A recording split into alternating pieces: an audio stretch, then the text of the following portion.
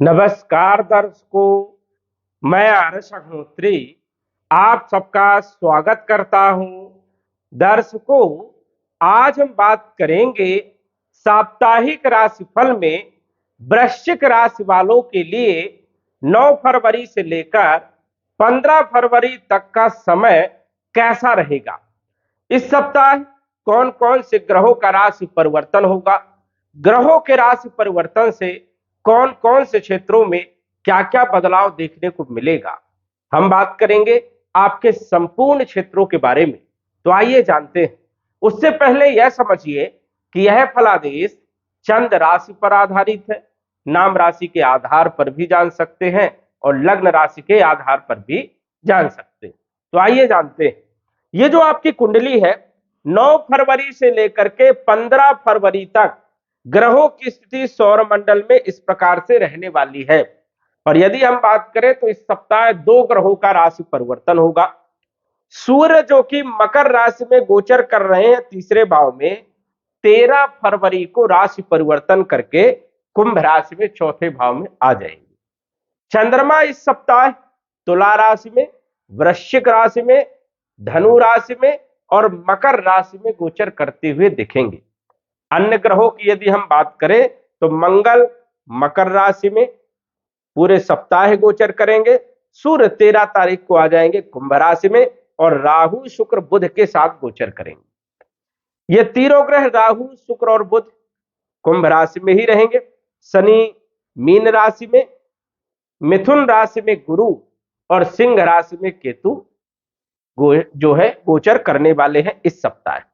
अब इन ग्रहों का प्रभाव हमारे लिए कैसा रहने वाला है, किन क्षेत्रों के लिए पॉजिटिव और किन क्षेत्रों के लिए नेगेटिव, कहां पर सावधानी रखना है, बचाव के लिए क्या उपाय करना है, आइए विस्तार से जानते हैं।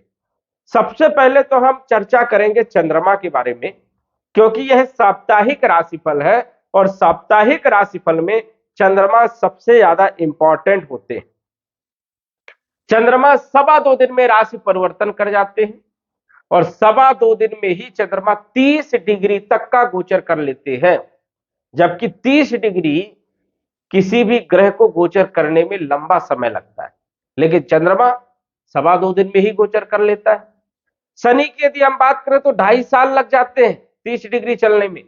राहु केतु को 18 महीने और गुरु को जो है 12 महीने और अन्य ग्रहों को भी महीनों लग जाते हैं, लेकिन वही काम चंद्रमा 2.25 दिन में कर देता है। चंद्रमा का प्रभाव हमारे जीवन में सबसे ज्यादा होता है और चंद्रमा का कनेक्शन हमारे मन से होता है। चंद्रमा मन और मस्तिष्क पर विशेष प्रभाव डालने का काम करता है। चंद्रमा यदि अच्छा है तो आपका मन प्रसन्न रहेगा, कामकाज करने में मन लगेगा और कार्यों में सफलता मिलेगी। चंद्रमा यदि पीड़ित है, पाप प्रभाव में गोचर कर रहा है या त्रिक भाव में गोचर कर रहा है, तो कहीं ना कहीं चंद्रमा के पीड़ित होने से आपके मन पर जो है विशेष प्रभाव पड़ेगा। मन डिस्टर्ब रहेगा, कामकाज करने में मन नहीं लगेगा, कार्यों में असफलता मिलेगी, स्वास्थ्य अच्छा नहीं रहेगा, चिड़चिड़ापन रहेगा, किसी से बहस होगी, बनते बनते काम बिगड़ जाएंगे। और आपने अनुभव भी किया होगा कि महीने में कुछ ऐसे दिन होते हैं जो बुरे बीतते हैं, बहुत खराब बीतते हैं, और आप यही सोचते हैं कि ये बुरा क्यों हो रहा है मेरे साथ। ये इसलिए क्योंकि गोचर में चंद्रमा जो है अच्छे भाव में गोचर नहीं कर रहा या तो पाप प्रभाव में, और इसीलिए चंद्रमा का कनेक्शन मन से होता है और ये प्रभाव बिल्कुल सटीक होता है, बहुत ज्यादा होता है। आप समझ सकते हो अनुभव के आधार पर कि चंद्रमा जो है किस प्रकार से हमें परिणाम देता है। आइए जानते हैं। चंद्रमा जो है 9 तारीख को 9 फरवरी को आपके 12वें भाव में गोचर करेंगे, जो कि भाग्य के मालिक है। अब 12वें भाव में चंद्रमा का गोचर अच्छा नहीं माना जाता है, ये अच्छी स्थिति नहीं है। कहीं ना कहीं खर्चे बढ़ेंगे, खर्चे के साथ साथ जो है मन अशांत रहेगा, कामकाज करने में मन नहीं लगेगा, किसी से बहस हो सकती है, घर में किसी स्त्री से या माता से कहासुनी हो सकती है। तो 9 तारीख का जो दिन है ये आपके लिए बढ़िया नहीं है। कोई भी काम यदि आप कर रहे हो उसमें सफलता मिलने में संदेह रहेगा। जो लोग विदेश जाना चाहते हैं उन लोगों के लिए ठीक स्थिति है, जो लोग विदेश में रह रहे हैं उन लोगों के लिए भी स्थिति ठीक है, कोई ज्यादा दिक्कत वाली बात नहीं। लेकिन जो जन्म स्थान के आसपास रहते हैं उन लोगों को थोड़ा सा ध्यान रखना है, कहीं ना कहीं मन आपका अशांत रहेगा, कंफ्यूजन में रहेंगे। 10 तारीख को चंद्रमा आपकी राशि में आ जाएंगे, तो 10 तारीख को पूरा दिन रात रहेंगे, 11 तारीख को भी रहेंगे और 12 तारीख तक रहेंगे दोपहर 1:43 तक। 10, 11 और 12 आपकी राशि में रहने वाले हैं। लेकिन यह आपको पता है कि आपकी राशि में चंद्रमा नीच के हो जाते हैं, मतलब अच्छे परिणाम नहीं देते। तो यहां पर तो सबसे ज्यादा आपके मन पर प्रभाव होगा, मन अशांत रहेगा, कामकाज करने में मन नहीं लगेगा, आलस्य आएगी और काम को टालने का प्रयास करोगे। स्वास्थ्य पर भी ध्यान रखना है, सर्दी जुकाम कफ वाली प्रॉब्लमें होने की स्थिति बनती है, वही बनते बनते काम बिगड़ेंगे। पिता के साथ संबंध है थोड़ा खराब हो सकते हैं, ध्यान रखना है।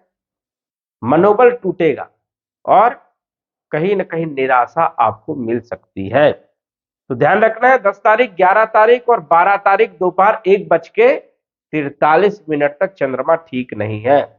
9 तारीख से ही अच्छे नहीं है।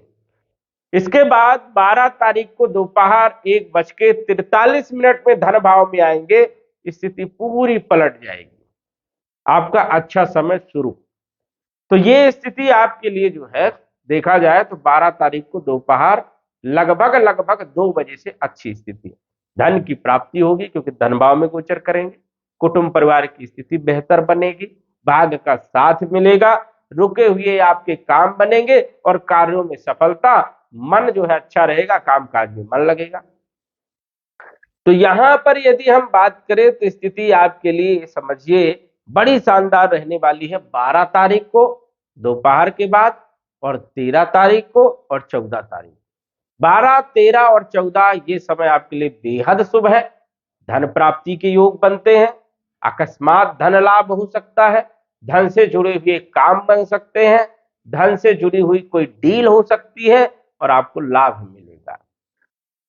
इसके बाद देखा जाए तो 15 तारीख को मकर राशि में जो है चंद्रमा गोचर करेंगे तीसरे भाव में, यहां पर भी अच्छे हैं, मतलब ये भी समय आपके लिए बढ़िया है। 12, 13, 14 और 15 ये लगातार समय आपके लिए बढ़िया है। यात्राएं हो सकती है, भाग्य का साथ भी मिलेगा, कम्युनिकेशन स्किल अच्छी रहेगी, कोई डील यदि कर रहे उसमें आपको सफलता मिलेगी, मनोबल अच्छा रहेगा, जोश जुनून बना रहेगा, कॉन्फिडेंस अच्छा रहेगा और कार्यों में तो सफलता मिलनी है। तो ये ध्यान रखना है कि चंद्रमा आपके लिए 9 तारीख, 10 तारीख, 11 तारीख तक अच्छे नहीं है और 12 तारीख दोपहर के बाद से लगातार 15 तारीख तक अच्छे हैं।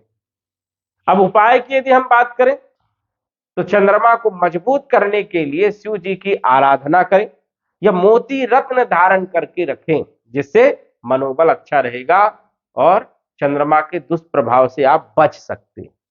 दूसरी बात, आपको मूंगा रत्न धारण हमेशा करके चलना चाहिए।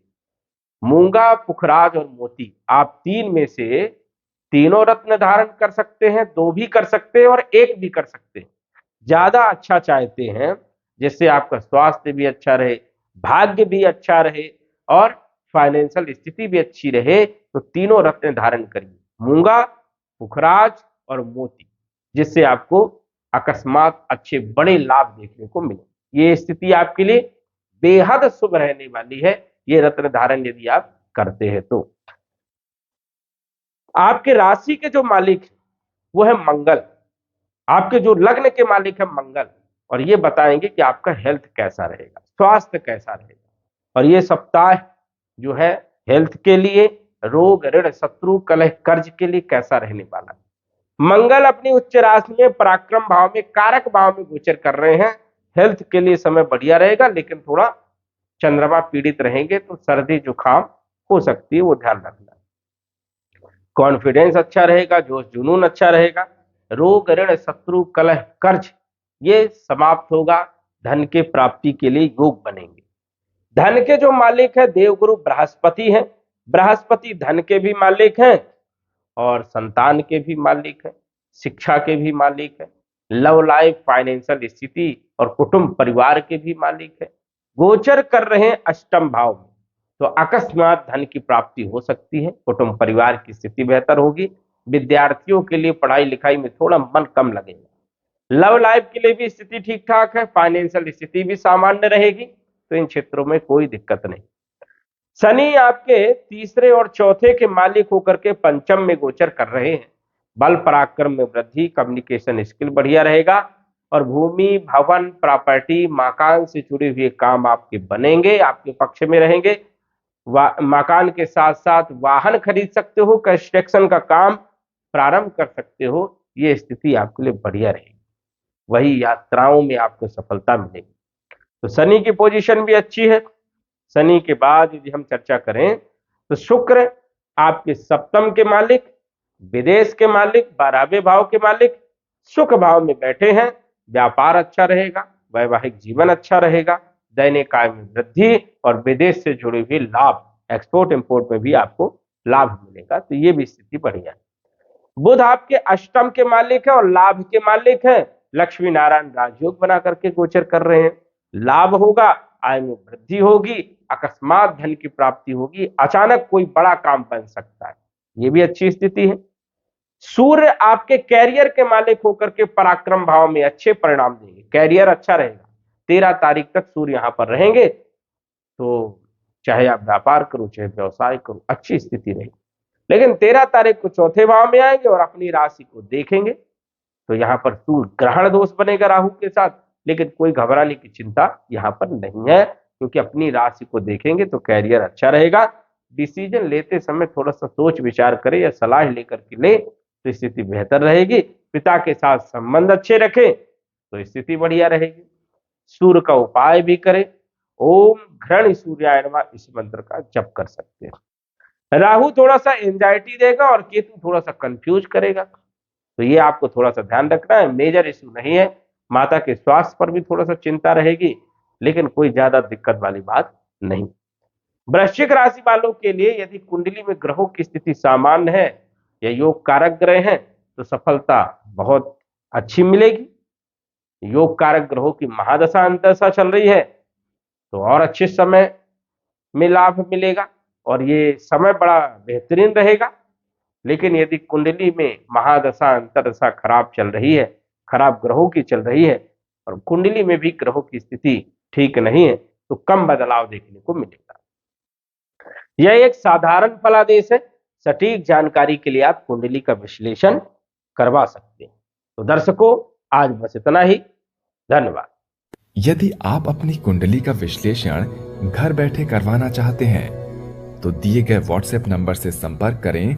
साधारण फीस जमा करके आप अपनी कुंडली का विश्लेषण फोन के माध्यम से घर बैठे ही करवा सकते हैं और जान सकते हैं अपने भूत, भविष्य और वर्तमान के बारे में। धन्यवाद। WhatsApp number 9479893911।